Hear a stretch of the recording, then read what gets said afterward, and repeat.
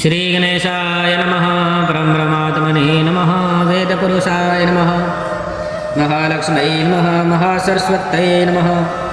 श्री गुरुचरणकमलेभ्यो नमः। वक्रतुण्ड महाकाय सूर्यकोटि सम्भव निर्विघ्नं कुरु मम देव सर्वकार्येषु सर्वदा। सर्वमङ्गलमाङ्गल्ये शिवे सर्वार्थसाधिके शरणे त्र्यम्बिके गौरी नारायणे नमोऽस्तुते। वन्दे देवयुमापतिं सूर्यगुरुं वन्दे जगत्कारणं वन्दे वनगभूषणं मृगधरां वन्दे पशूनां पतिं वन्दे सूर्यसकाशवहिनयनं वन्दे मुकुन्दं प्रियां वन्दे भक्तजनाश्रयं च वरदा वन्दे शिवशङ्करा।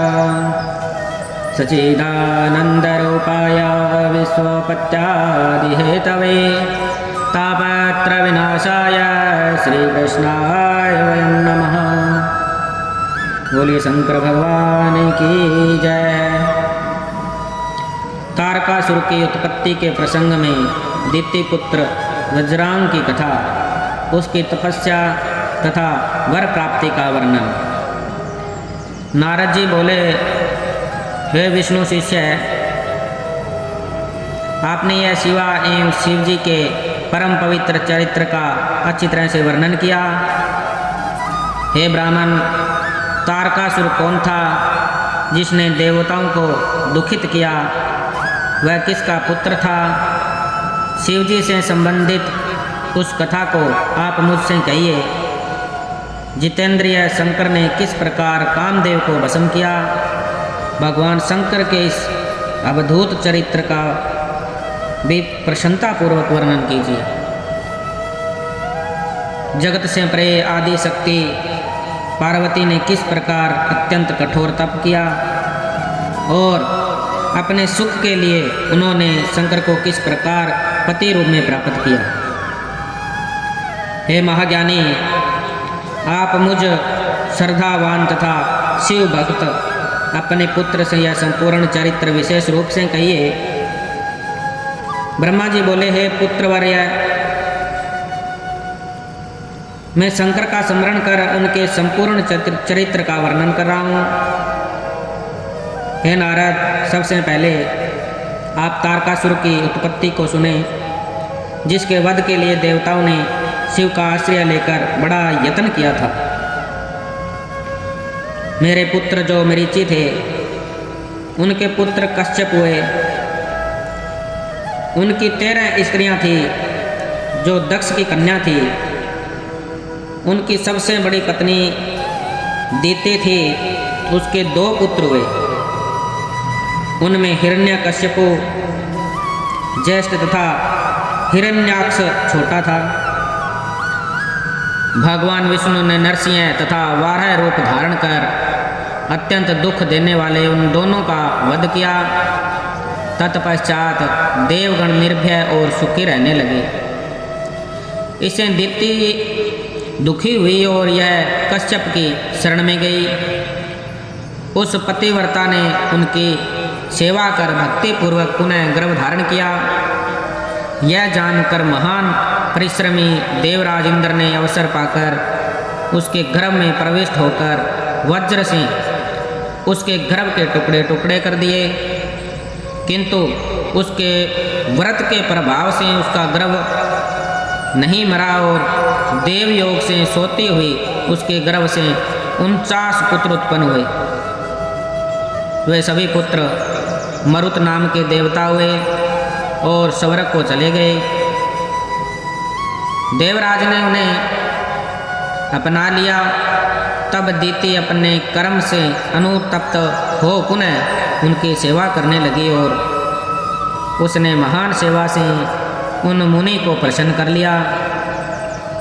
कश्यप बोले, हे भद्रे, यदि तुम पवित्र होकर ब्रह्मा के 10,000 वर्ष पर्यंत तपस्या करो तो तुम्हारे गर्भ से पुनः महापराक्रमी पुत्र का जन्म हो सकता है। हे मुने, दिति ने श्रद्धा के साथ जब तपस्या पूरी की तब अपने पति से गर्भ धारण कर वैसा ही पुत्र उत्पन्न किया। दित्य का वह पुत्र देवताओं के समान था।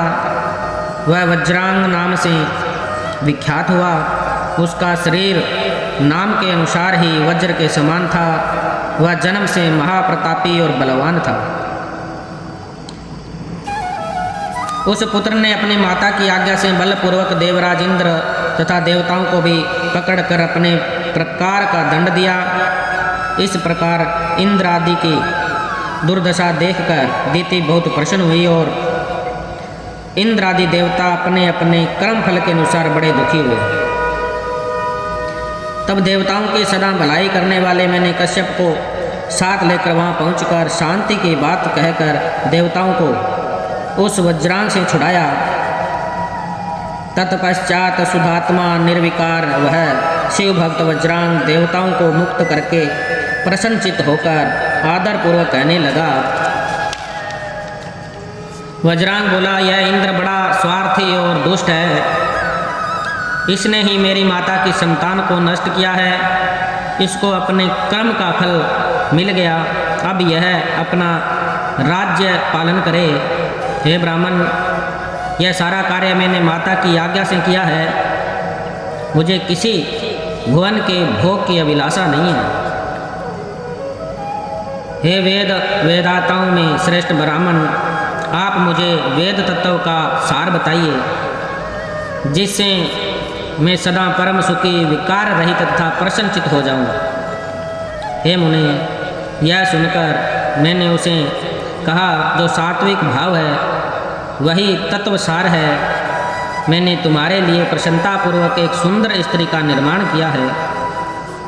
उस वारांगी नाम वाली स्त्री को मैंने उस द्वितीय पुत्र को प्रदान कर उसके पिता को अत्यंत प्रसन्न कर मैं अपने घर चला गया और कश्यप भी अपने स्थान को लौट गए।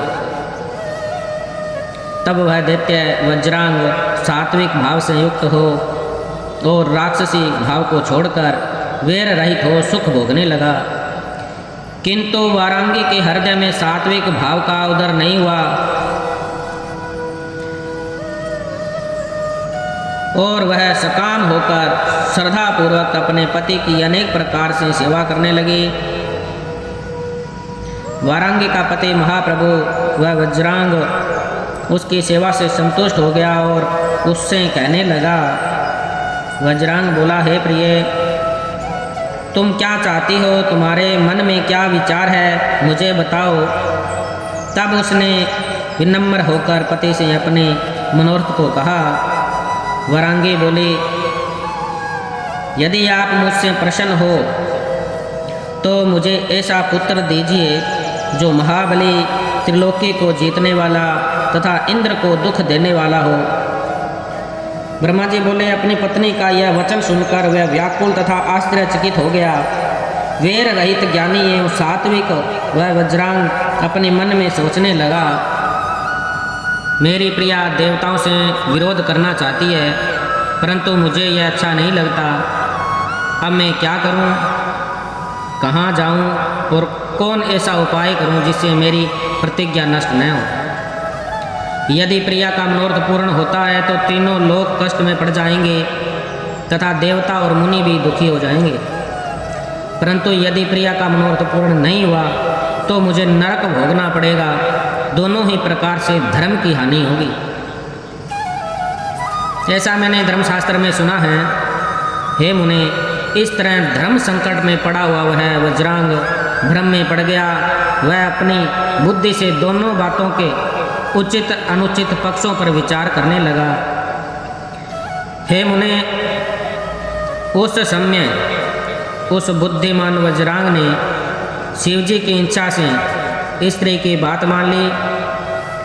उस दैत्यराज ने प्रिया से कहा, ठीक है, ऐसा ही होगा।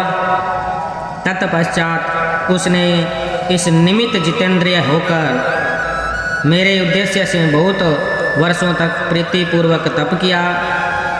तब उसका महातप देखकर उसे वर प्रदान करने के लिए मैं आ गया और प्रसन्न मन से मैंने उसे कहा, वर मांगो। उस समय वज्रांग ने प्रसन्न हुए मुझ विभु को आकाश में स्थित देखकर प्रणाम करके नाना प्रकार की स्तुति कर प्रिया के लिए हितकारी वर मांगा। वज्रांग बोला, हे प्रभु, आप मुझे ऐसा पुत्र दीजिए जो अपनी माता का तथा मेरा परम हित करने वाला, महाबली, महाप्रतापी, सर्वसमर्थ और तपोनिधि हो।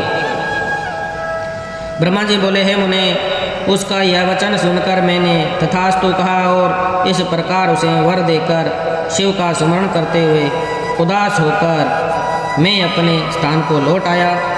बोलिए शंकर भगवान की जय। ओम नमः शिवाय, ओम नमः शिवाय, हर हर भोले नमः शिवाय। ओम नमः शिवाय, ओम नमः शिवाय, हर हर भोले नमः शिवाय। जटाधराय शिव जटाधराय, हरे हरे भोले नमः शिवाय। नमः शिवाय, ओम नमः शिवाय, हरे हरे भोले नमः शिवाय। गंगाधराय शिव गंगाधराय, हरे हरे भोले नमः शिवाय। नमः शिवाय, ओम नमः शिवाय, हरे हरे भोले नमः शिवाय।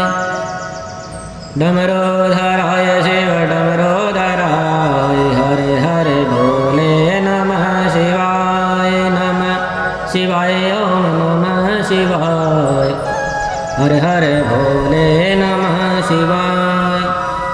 नंदेश्वराय शिव नंदेश्वराय, हरे हरे भोले नमः शिवाय। नमः शिवाय, ओम नमः शिवाय, हरे हरे भोले नमः शिवाय।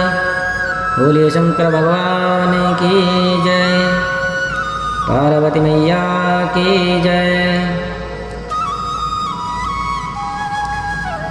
पार्वते पते हर हर हर महादेव शंभो। काशी विश्वनाथ महाराज की